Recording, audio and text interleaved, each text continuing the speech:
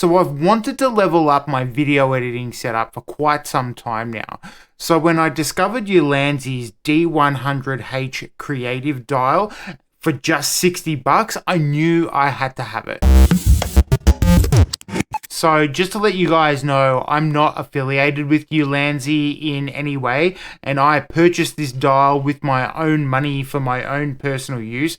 But I will say I might as well be the CEO of Ulanzi because I have their products everywhere. You can see them in the background. I've got my full video set up, just caked with Ulanzi stuff. So fair warning, guys, I buy all their stuff. Now, that's for good reason too. It's because Ulanzi products are really built well, and the D100H creative dial is no exception. The Ulanzi dial is way more powerful than it looks. This little thing can control your video editing software, your studio lights, OBS, the whole lot, all in one little twist of the dial. When I first took it out of the box, I was really impressed about how weighty it feels. This little thing is hefty.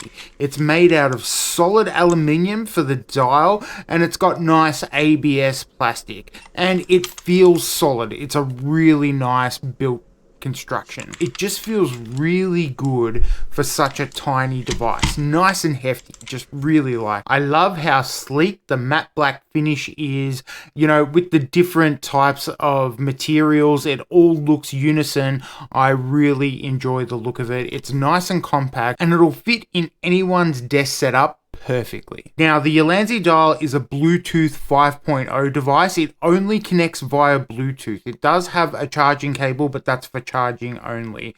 But it does have a switch, and you can switch through 3 Bluetooth devices as well. So currently I've got it hooked up to my computer and my phone, and it works perfectly. You've also got these rubber mats on the bottom, so it is sturdy on your desk. It's not going anywhere. It's really built well. Alright, so this thing has a 1000 milliamp battery, and Ulanzi standby mode is around 60 days, and that continuous rotation is around 2.5 hours. So that is a lot of video editing and doing whatever you need to do.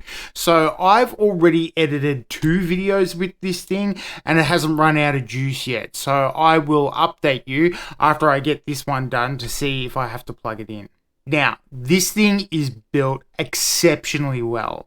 It consists of a ABS polycarbonate, solid sturdy plastic, and the dial itself is a full aluminium body dial. It feels really hefty and really weighty. I just like touching the thing. It's almost weird, but it feels really premium and really well put together. Now, this might be a little bit of a hot take, but the buttons are really clicky and I love it.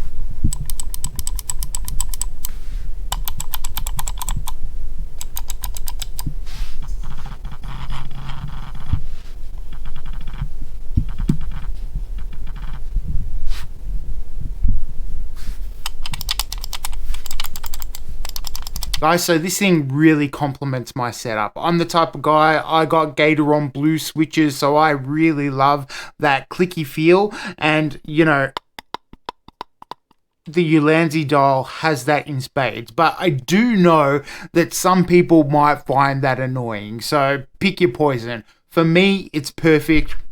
Chef's kiss. It's also got haptic feedback built in, so every turn of the dial feels really intentional and precise. Now, hooking this thing up is dead simple. It just connects via Bluetooth to your phone, to your PC. It just, you turn it on and it pairs immediately. You can even switch up to 3 devices with the button on the bottom there. It's very intuitive, very easy. Now, to get set up on PC, all you need to do is download Ulanzi's Studio app. Ulanzi Studio has a built-in marketplace that has pre-made profiles for pretty much any app that you want to use it with. DaVinci Resolve, OBS, Premiere, and all that. And the dial works pretty much with any application that will accept keyboard shortcuts via the Ulanzi Studio app. Profiles for this thing work surprisingly well out of the box. Now, Good news, guys, profiles do switch when you change the application that you're using. Like, for example, if you're using it on the desktop, it will change the volume and things like that, cut, copy, paste, whatever you've got it set to. And when you load into another application, it will set the profile for that application. Unfortunately for me, for DaVinci Resolve, it didn't pick up immediately on the first time, but switching it on and off usually resolves the issue. So DaVinci Resolve users, just be aware of that. So hopefully in the next update, Ulanzi can address those issues. All the app profiles that I tested worked surprisingly well. For me, the DaVinci Resolve one, I preferred to map it the way I like to edit videos. So it took me a little bit of time to understand how to map things and how to get things across. And it depends on the application that you're using and how the keyboard shortcuts work. So be aware of that. There is a bit of a steep learning curve onto how to get it set up.